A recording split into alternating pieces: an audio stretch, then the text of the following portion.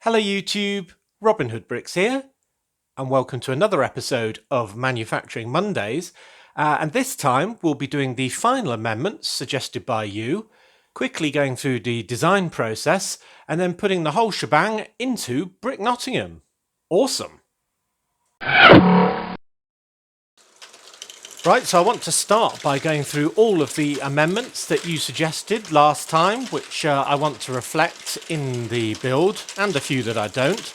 And the first one was very subtle actually, and it was to stop this whole mechanism running at such a speed where some of the balls are really catapulted along that top conveyor belt.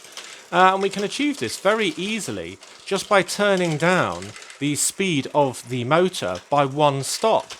And you'll see it's, well, a lot less noisy, and it's coming out at a much more realistic rate for the mechanism. And I do think that I actually had it on this speed when I was doing most of the development, but for some reason it just clicked up that one additional stop and was really firing them out. So thanks very much for that. I do think I'm going to keep it on this speed from now on. Now that does mean that the balls no longer catapult quite as hard into the kind of window back here, but I have still taken a suggestion of quite a few watchers to add some cracked window stickers to this window to reflect the fact that these balls kind of are coming along, some faster than others, right into them. So I really like that idea, and I think it adds just one more detail that's much appreciated. Thanks for that. Another one, while we're way up here, I'll tell you what, I'll turn it off, was to add some smoke coming out of the kind of chimneys at the top. And I see this as a very non-polluting modern company, so I think all of this is just steam, pure water vapour, no bad chemicals going into the atmosphere. But what I've done is got two of those DC clear sort of motion pieces that we really need a better name for, and added on kind of an ice cream piece onto each of them. And for those of you that don't know, you can actually kind of stack these ice cream pieces, probably with an illegal building technique in a way, by just sort of balancing one on one below it. Now, it doesn't always sort of stick very well, and it can actually fall off. So I might actually give up on that when I find it on the floor a dozen times and just have one coming out of each of the pipes. But for now, I think that looks quite realistic as a big sort of plume of water vapor or smoke coming out of there. So thanks very much for that as well. Now, another one that I do want to do, but I can't do yet because I just simply don't have the pieces, is to probably change the colour of the three propellers that are currently black on this back green ramp to another colour, just so they're a bit more visible, especially from the front view through the windows. So probably the best colour that is actually available is a trans neon orange, which I think will look very different and very bright as a good contrast colour. So I will be ordering those in the coming days and weeks whenever I get a store that's actually got some of those in stock, because Lego no longer makes them in that colour. So I will swap those around. So I'll give you your bedoing now. But that actual change will take a while to actually action. And a few that I haven't done are including a bigger chimney kind of integrated with the roof. And the reason why I haven't done that is just because I really like the symmetry of all of these glass sections of roof. So I didn't want to do that. I did have a go at it, but it's not something I think I want to do. Another one was cutting into this floor a bit just to get a bit more light and viewable angle to the sections beneath. And I also tried that, and it kind of looked weird. It looked like people would fall off things and so on, so I didn't do that in the final cut as well.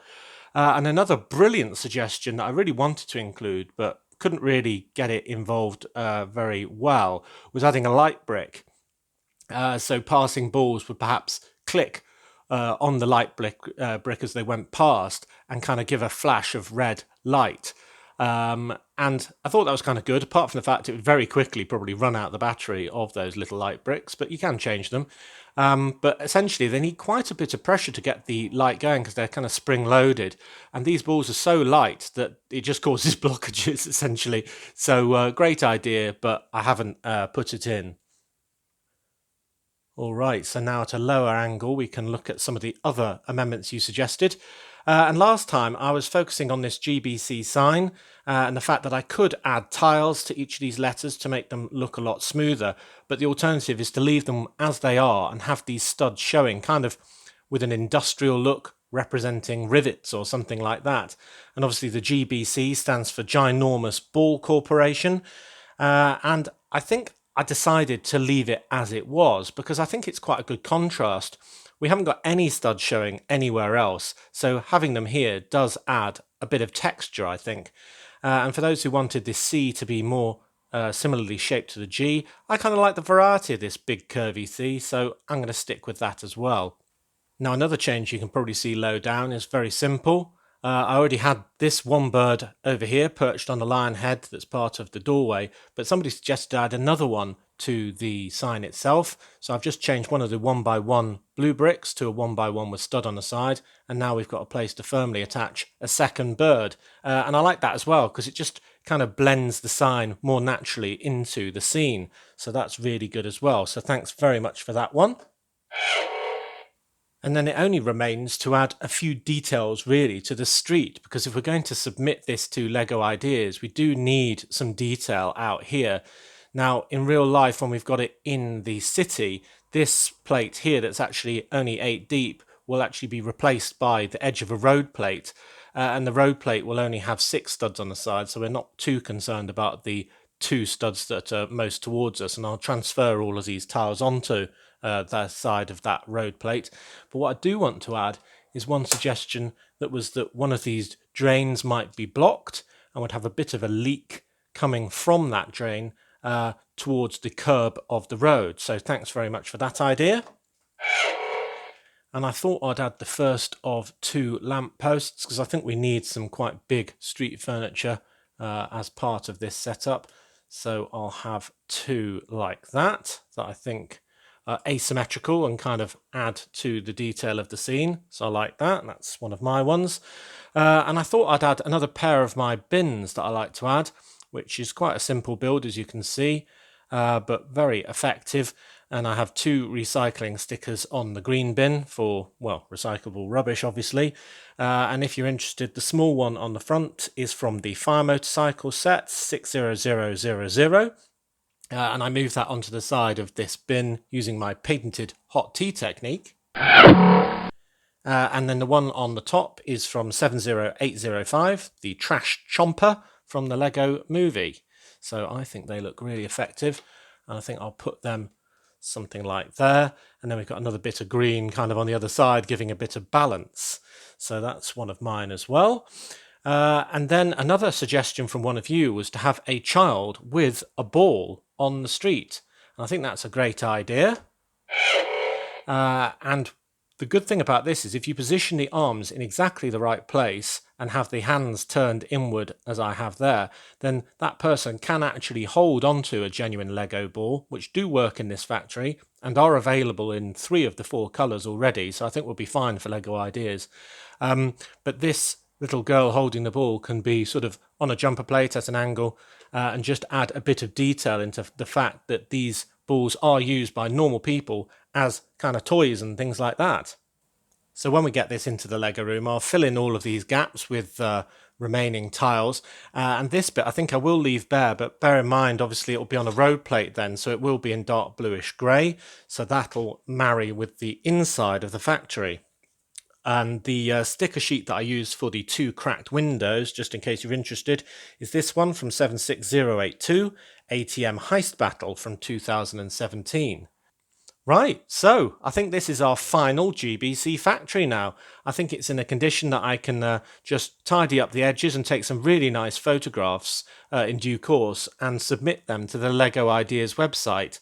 I'm going to need a couple of pieces still, aren't I, with those propellers and so on. But otherwise, I think we're there. So thanks again for all of your suggestions and all of your help. So it only remains to get this into the Lego room. But before we do that, let's have a very quick run through the design process that I did in LDD, Lego Digital Designer.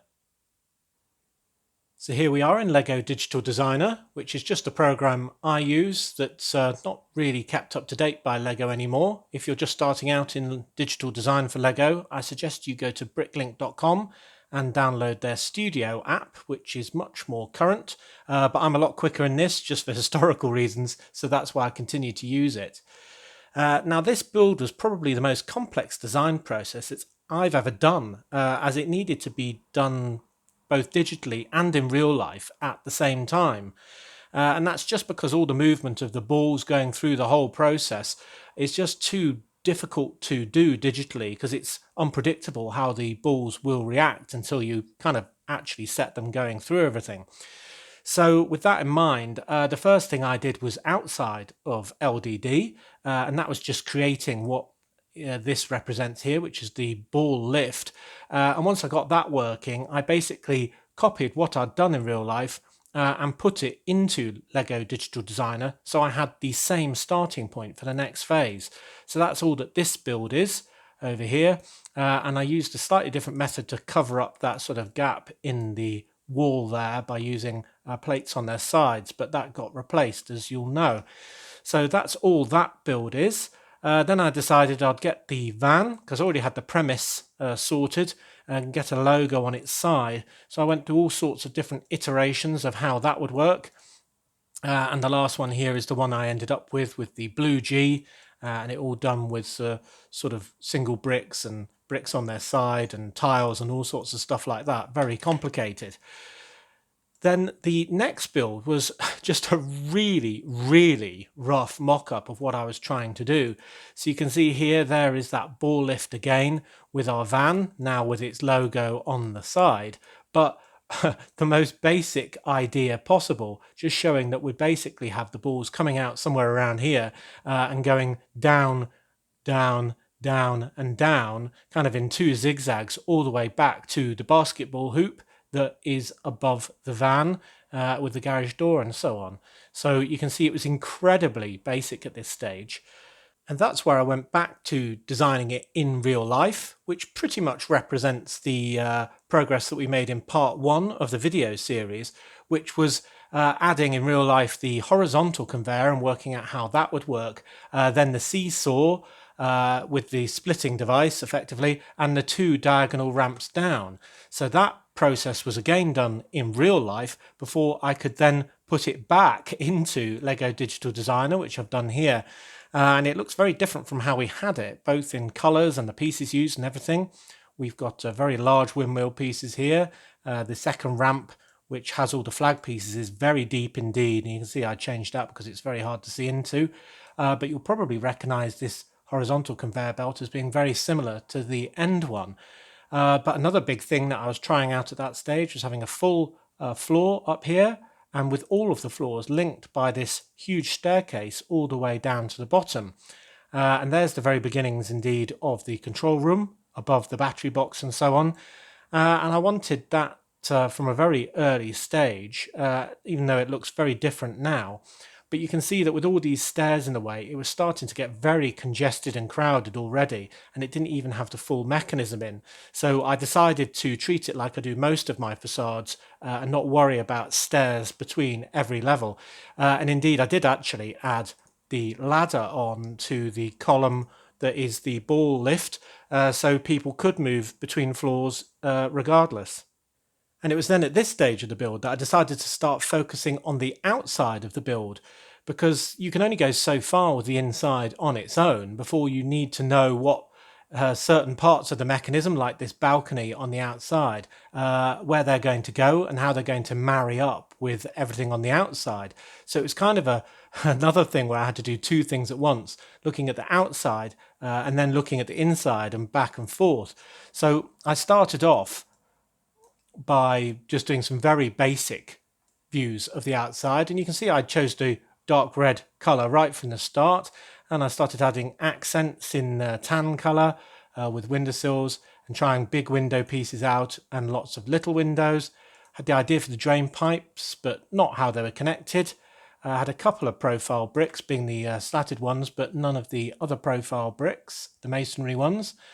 Then I moved to light bluish grey, you can see, and then started adding those masonry bricks there, and indeed the palisade bricks as well. So that's looking quite similar to how the end one actually ended up looking. Then we got the drain pipes actually being connected properly. And still at this point, it's just a complete kind of section of blank wall that's just illustrative, really. There's absolutely nothing on the other side. It's really just to sort of get the general pattern at this stage without trying to put the two halves together. But then I did try and put the two halves together with the opening of a garage door for the van to be sticking out of, with the semblance of a sign here and the smaller windows that ended up getting bricked in. And I even had a fifth floor at this stage, which I ended up getting rid of. So then moving on to the next one, it's pretty similar here, except I've added the sign. And you can see I went through quite a few different versions of that, some very small with different build techniques with just tiles and with bricks in all sorts of different ways. But I think I prefer the final one that I ended up with, which was that one. Then what did I do? I then bricked in those windows behind the sign. I then added the door, the very green door, just on its own, quite basic at that stage, without the lion topper or anything like that. And then I added all of the lion detailing around there, which is quite clever actually, if I do say so myself. The outside bollards, things like the notices even. There's our ball balcony with its workaround for the drain pipe as well, and even the lion there at the top. So you see it's starting to look very familiar. Oh, and there's the year plate as well has crept in, still on 5 stories. But then we're down to 4 stories for that version. And then I think I went back to looking at the inside to see that how they could be married up. And you'll see now that they are, for the first time, on exactly the same scale. You'll see that that balcony is on exactly the same height as this balcony. And that was done by basically changing the height in the ball lift, which could be made any height after all, and just these supporting bricks here. And indeed, I've just got the floors measured out here using these dark red bricks and so on the outside in this column, just to show where the final floors are going to go. So a lot of work just to get to this stage here and knowing roughly what the outside would look like as well. Right, so it was at this stage that I changed my technique a little bit. I had the top half of the mechanism built in real life and replicated inside LDD, and it was working fine, but I had the lower half of the mechanism still to do. I also had this kind of fascia front that I knew that I wanted to have, how the building was going to look. And then I started doing a third version, which was the two combined. And this is how I continued working for quite a long time, actually. So I either made a change to both the split apart version, so I could see what was going on, and the combined version at the same time to make sure it all fit together, or I would make a lot of changes to the split apart versions and then make sure that they still went together periodically. So obviously that's quite a difficult process to have to go through, because you're permanently having to kind of tweak one, then tweak the other, and then go into real life and check it still works with all of the ball mechanism. So very long-winded indeed, and that's what made the process for designing this GBC factory quite so difficult. So you'll see with each of these versions we've made some real progress. So in the next version I've got most of the sidewall on, and you can see there's certain gaps in that where I've got elements of the mechanism sticking out. So where we've got, say, a Technic brick with that seesaw motion on, or a big dark red plate, there'll be a corresponding hole in the outside part. So when the two are combined, it's kind of all joined together. Yeah, so that is why it was so difficult. And in this one, you can see I've also started adding full-blown floors for where the floors are going to be. And obviously they ended up a little bit different from that. Then I started thinking about the roof, did loads of different ones. And I think we pretty much ended up with this one, but with those vents on as well. And then I had another piece that I could keep adding to make sure it all fit together as well. So in the next version, you'll see that I've started refining this even more with color coding for each section. So you'll see the seesaw section I've done in yellow, this ramp in dark green for now, this in blue, and the mixing table in orange. And at this stage, I did them in these bright colors just to differentiate the two sections that I say working on that were next to each other, so I could see what piece was on what sort of element of the whole journey for the balls, just to make it a bit more simple for me, really. And it was actually quite a good idea, because that bright combination of colours was actually looking quite good in my opinion, and ended up making it all the way, although I did change a lot of them, so the mixing desk ended up being white, and this was a normal green as well. So yeah, so there is our next step. And you can see I've started to put the hole in the floor for the tubing, and there's the one of all of those together. So in the next version, yep, there it is. I've got the tubing section in now. So this was clearly built in collaboration with the real life build, and it's very messy, the parts here holding it all together, but they are actually the true representation of what I had built in real life, just to get the spacing identical in the digital form. And it would be easier once that was in digital form in all of its horribleness, would be much easier to simplify than trying to do it in real life when everything was so fragile. So you can see by this stage I actually had, well, almost the entire top section as we'd recognize it today.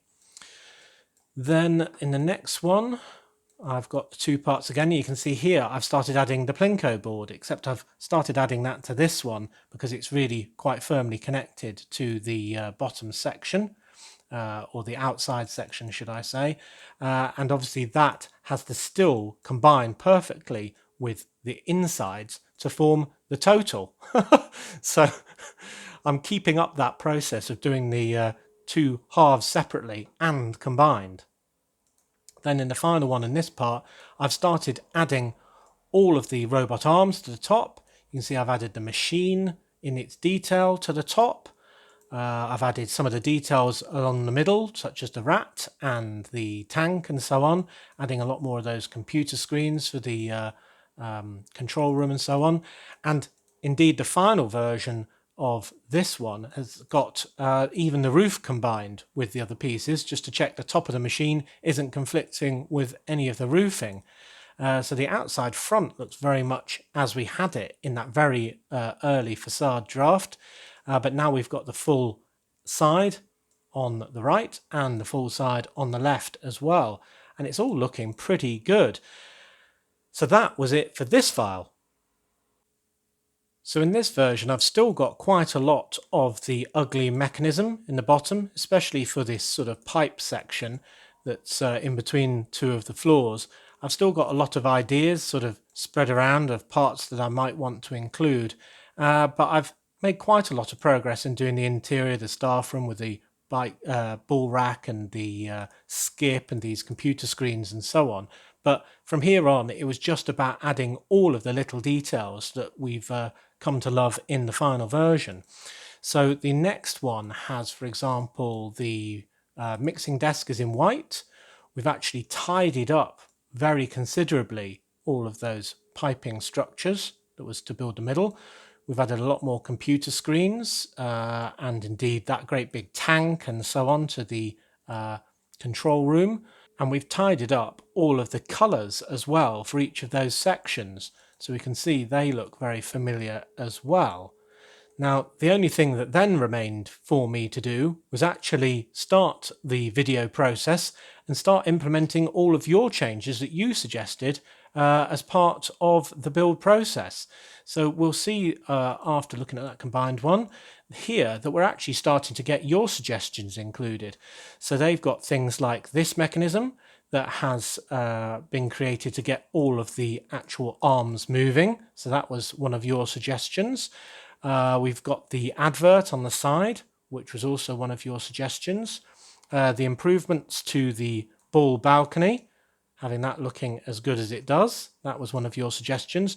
And this was still done both with the roof separate to the insides build, separate to the outside build, and then the real final combined MOC.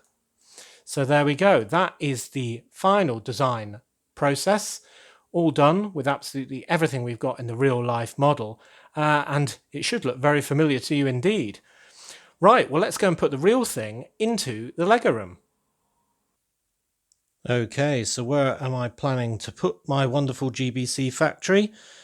Well, over this line of buildings and over the rail line with the main station is a line of 16 by 32 base plates that kind of line the edge of the second standing hole. And that's where I need to put it really, because A, it's quite tall, so it'll be a nice backdrop to this great big scene, just like our hospital is over there to the right. But also because we want to be able to see the insides of the GBC factory, of course, and we'll be able to do that really well from the second standing hole, while still protecting the main viewing angle, which will have the view of the front of the factory and the balls just going through the balcony and so on. So I can really put it anywhere along that line. The arcade here is only in a temporary place at the moment. It's just because I needed to move it away from the old town. So I could put it right next to the hospital, but it is quite tall. So I thought I might use it as the other bookend and put it right on the other end next to the subway station. And then the used car advert that's kind of on that wall will be above the subway station and viewable from the airport. So I think that'll look good. So I need to try that out. One change I am going to have to make is changing that straight road plate that's currently green to a normal dark bluish grey one, because otherwise the bare studs that are in the kind of driveway in front of the truck would be green or partially green. I don't think that will look very good at all. So I'll change that for a different straight road plate, and maybe we can use that one at the other end in the corner where the farm is going to go.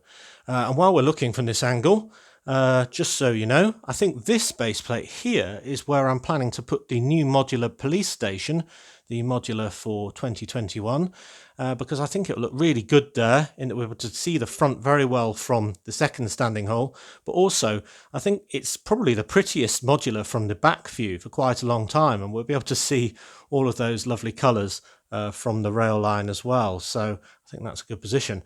Right, so it is currently in a box for transport, and I need to move it over there. So here it is in position, not firmly put in, just resting there, just to trial it before I do all of that work of moving the tiles and so on. And I quite like it. Quite like it there. I really like the view down this street, sort of ending with a very tall building with a great big prominent sign. And the sign is nice and colourful from a distance, so I definitely like that. And I kind of wanted it on that end, so I didn't bash it so often with my elbow when I was working in the standing hole, because when the space tower over there against the wall was next to the hospital, I knocked it over, well, fully once and very nearly another time, so that's why it got moved.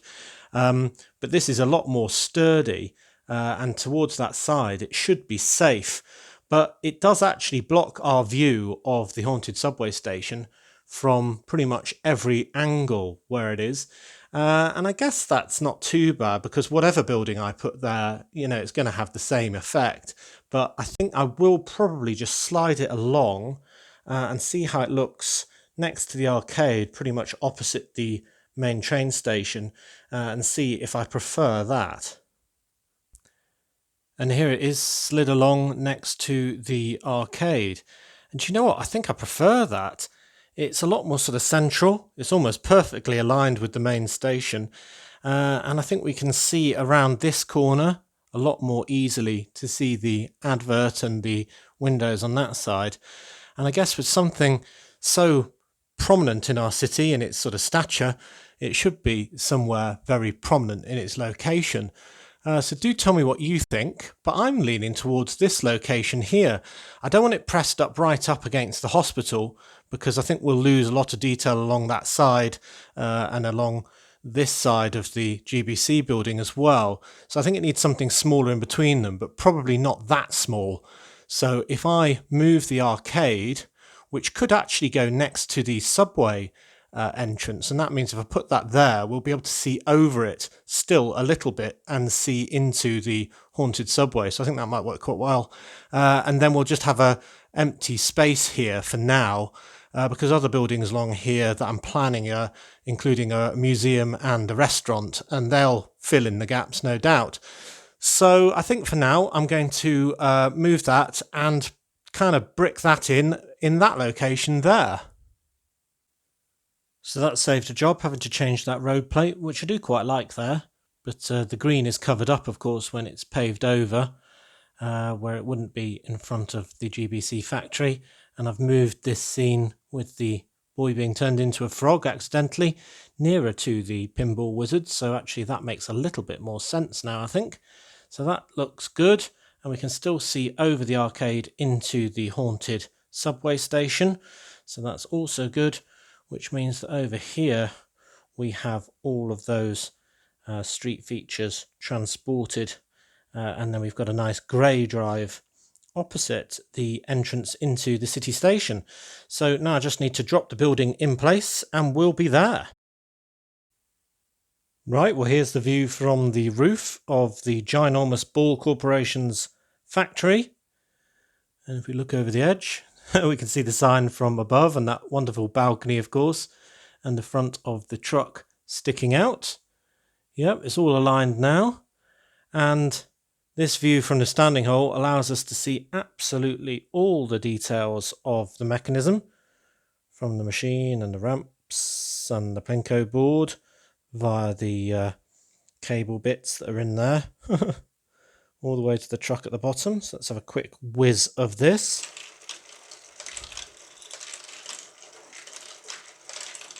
Yep, looking good. So we've got an empty space here next to the hospital. I think we need something a bit more low-rise there. Got a good view of fast food corner in the middle. But yeah, this is running really well, really smoothly.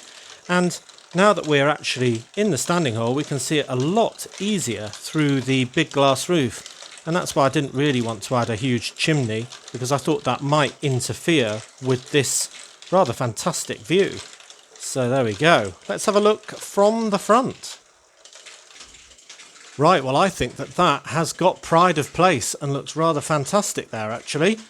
I'm very happy with the positioning of that. It'll look even better when it's got its neighbours next to it. But the most important thing about this view, I think, is you can see the occasional coloured ball, ginormous ball, going through that balcony bit. And I think we can see some of the motion, especially along the conveyor belt and down, oh, I don't know what that is. Is that, yeah, I think we can see down the hose ramp very well, actually, in that window above the G. Every now and then you see a few whizzing there. So it's definitely full of motion. So I like that very much. Yeah, but do tell me what you think. Very interested to hear. Did you prefer the original position or do you prefer this one? I personally think this is good, apart from probably going to get elbowed quite a few times by me, because with this low one here, we can still see that there's stuff behind it. So yeah, I think that looks really good. Cool! Now I do hope you've enjoyed this rather long series, building our ginormous Ball Corporation factory, but I do think the result has been worth it, because it's a lovely traditional old building opposite our traditional main train station, and it's got a lovely therapeutic sort of clunking noise and a lot of action going on inside with those robot arms and so on, and that balcony is just the best. So I'm really happy with how it's looking personally. Do let me know what you think, and I will be submitting this idea when I've made a final couple of tweaks and done some really good quality photographs of it. I will be submitting it to LEGO Ideas in the new year, so do be patient on that. I will let you know, and you can give it your vote, and who knows, it might get made into a real life set. Wouldn't that be wonderful? So as always, thank you very much for watching. It is appreciated. Do remember to like, comment and subscribe for more awesome LEGO videos. And next time on Robin Hood Bricks, I think we'll be doing a brick haul, which will actually be our 250th video. So I'll do the special that I try and do every 25 videos, being a full tour of the city, in the one after that on Friday. And then if you do value this channel, there are many ways in which you can support it. Do check out the links in my description below. But until next time, see you!